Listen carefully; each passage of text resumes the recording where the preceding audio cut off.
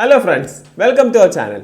ഇന്ന് ഞാൻ MacBook Pro 2017 to MacBook Pro 2019 ആ ഒരു ട്രാൻസ്ഫോർമേഷൻ ടൈം ലൈനിനെ പറ്റി പറയാനാണ് വന്നിരിക്കുന്നത്. All around my room, my world's so bright, it's hard to breathe, but that's all right. Hush.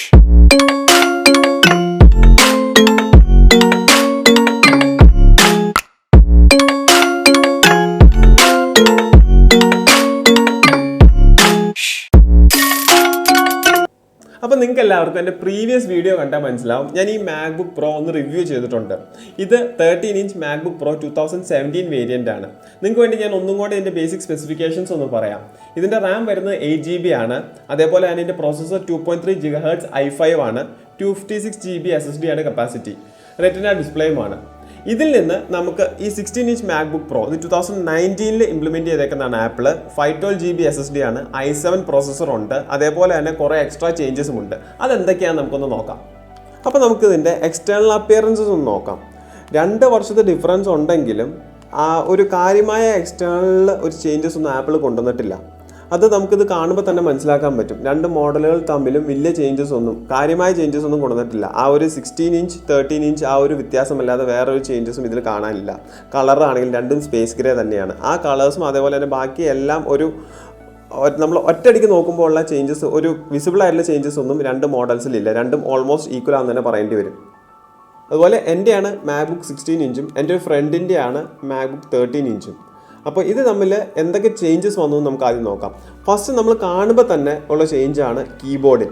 2019 MacBookൽ our introduce ചെയ്ത പുതിയൊരു ചേഞ്ചാണ് touch bar with touch ID.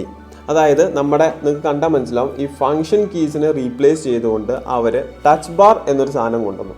അതായത് നമുക്ക് ഇവിടെ ഒരു ഡിസ്പ്ലേ ആണുള്ളത്. ഈ ഡിസ്പ്ലേയിൽ ടച്ച് ചെയ്തുകൊണ്ട് നമുക്ക് പല ആക്ഷൻസും ചെയ്യാൻ പറ്റും. ഇതൊരു വലിയൊരു അഡ്വാൻറ്റേജ് ആണ് ആപ്പിൾ കൊണ്ടുവന്നത്. അതേപോലെ തന്നെ ടച്ച് ID എന്ന് പറഞ്ഞു കഴിഞ്ഞാൽ സിംപ്ലി ഫിംഗർ പ്രിൻ്റ് ആണ്. നമുക്ക് മാക്കിൽ വേരിയസ് ഓപ്പറേഷൻസ് ചെയ്യാനായിട്ട് ലൈക്ക് ലോഗിൻ അതേപോലെ തന്നെ എന്തെങ്കിലും ഒതൻറ്റിക്കേറ്റ് ചെയ്യാനൊക്കെ നമുക്ക് നമ്മുടെ ടച്ച് ID യൂസ് ചെയ്യാൻ പറ്റും. ഇത് ടച്ച് ID ആണ്, ഫിംഗർ പ്രിൻറ്റ് സെൻസറാണ്. ഇതാണ് എടുത്തു പറയേണ്ട ഒരു വലിയൊരു മാസീവ് ചേഞ്ച് 2019 MacBookൽ ആപ്പിൾ ഇൻട്രൊഡ്യൂസ് ചെയ്തത്. ഇത് 2019 13-inch MacBookലും ഈ സെയിം ഓപ്ഷൻസ് തന്നെ വരുന്നുണ്ട്. ആപ്പിൾ കുറേ ചേഞ്ചസ് കൊണ്ടുവന്നിട്ടുണ്ട്. അവയിലൊന്നാണ് കീബോർഡ്. ഇപ്പോൾ 2019 വേരിയൻറ്റിൽ ഈ കീബോർഡ് എന്ന് പറയുന്നത് ഒരു സിസർ മെക്കാനിസമാണ്. അതായത് കുറച്ചും കൂടി അഡ്വാൻസ്ഡ് ആണ് ഈ കീസ് എല്ലാം as compare to 2017 model. 2017 normal കീപാഡാണ് അവർ യൂസ് ചെയ്തിരിക്കുന്നത്. അത് ക്വർട്ടി കീപാഡ് തന്നെ, പക്ഷേ നോർമൽ കീപാഡാണ് യൂസ് ചെയ്തിരിക്കുന്നത്. രണ്ടിലും ബാക്ക് ലൈറ്റ്സ് ഉണ്ട്, LED ബാക്ക് ലൈറ്റ്സ് ഉണ്ട്. പക്ഷേ 2019 മോഡലിൽ ആ കീയുടെ ഡിസൈനും അതേപോലെ തന്നെ അതിൻ്റെ ടെക്നോളജിയും അവർ മാറ്റിയിട്ടുണ്ട്. സിസർ മെക്കാനിസം ആയിട്ടുള്ള മെക്കാനിക്കൽ കീബോർഡാണ് അവർ ഇൻട്രൊഡ്യൂസ് ചെയ്തിരിക്കുന്നത്. കുറേ ലോങ് ലൈഫും അതേപോലെ തന്നെ ഡ്യൂറബിലിറ്റിയും, പെട്ടെന്ന് കീസ് ഡാമേജ് ആവുന്നില്ല എന്നൊരു പ്രത്യേകതയും ഇതിനുണ്ട്. ഇനിയുള്ളൊരു ഇമ്പോർട്ടൻറ്റ് ഫാക്ടറാണ് ബാറ്ററി. 2017 മോഡലിൽ എനിക്കൊരു 4 to 5 hours ബാറ്ററി കിട്ടുമ്പോൾ 2019 മോഡലിൽ അതൊരു 8 to 9 hours കിട്ടും. എനിക്ക് തോന്നുന്നു ആപ്പിൾ ബാറ്ററിയുടെ കേസിൽ ഒരു അപ്ഗ്രേഡേഷൻ നടത്തിയിട്ടുണ്ട് 2019 മോഡലിലാവുമ്പോൾ. കാരണം ബാറ്ററി നമുക്ക് ബാക്കപ്പ് കിട്ടുന്നത് കൺസിഡറബിളി നന്നായിട്ട് ഇൻക്രീസ് ആയിട്ടുണ്ട്. ഇനി പറയേണ്ട 2 കാര്യങ്ങളാണ് ഡിസ്പ്ലേയും സൗണ്ടും.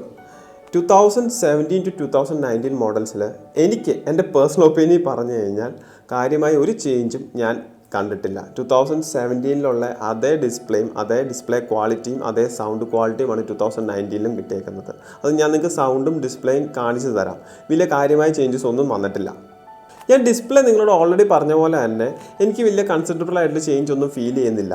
കാരണം 2017 to 2019 ഏകദേശം സെയിം തന്നെയാണ് ഡിസ്പ്ലേ ക്വാളിറ്റി. കാരണം രണ്ടും റെറ്റിന ഡിസ്പ്ലേ തന്നെയാണ്. രണ്ടും നല്ലൊരു വീഡിയോ ഔട്ട്പുട്ട് നമുക്ക് തരുന്നുണ്ട്. സോ അതൊരു വലിയ ചേഞ്ച് ആയിട്ട് എനിക്ക് തോന്നുന്നുമില്ല.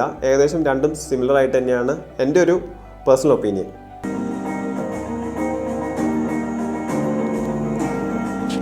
മാക്കിൻ്റെ യൂണിക് ഫീച്ചറാണ് touch bar with touch ID. Magic keyboard with scissor mechanism comfortable typing നൽകുന്നു. മാക്OSന്റെ ലേറ്റസ്റ്റ് വേർഷനായ 10.15 കെറ്റ്ലിനെയാണ് ഇതിൽ യൂസ് ചെയ്യുന്നത്. 5.5 മൈലേജ് വരുന്നത്. ഓട്ടോമാറ്റിക്കലി വരുമ്പോൾ 18.44 ഏകദേശം ഈക്വൽ മൈലേജ് തന്നെയാണ് വരുന്നത്. സാർ, അപ്പോൾ എല്ലാവർക്കും ഒരു ഡൗട്ടുണ്ട്. ഈ പഴയ വണ്ടിയിൽ നിന്ന് പുതിയ വണ്ടിയിലേക്ക് വരുമ്പോൾ എന്തൊക്കെ വ്യത്യാസങ്ങൾ കമ്പനി വരുത്തിയിട്ടുണ്ടെന്ന്, എന്തൊക്കെയാണ് വ്യത്യാസങ്ങൾ? നിലവിൽ വന്നേക്കുന്ന ചേഞ്ച് എന്ന് പറഞ്ഞു കഴിഞ്ഞാൽ നമുക്ക് K15 സീരീസിലെ 1.5 ലിറ്റർ പെട്രോൾ എഞ്ചിനാണ് വന്നേക്കുന്നത്. അത് സ്മാർട്ട് ഡ്രൈവ് എന്ന് പറഞ്ഞ ടെക്നോളജിയോട് കൂടിയാണ് വന്നിരിക്കുന്നത്. അതാണ് മേജർ വന്നിരിക്കുന്ന ചേഞ്ചസ്.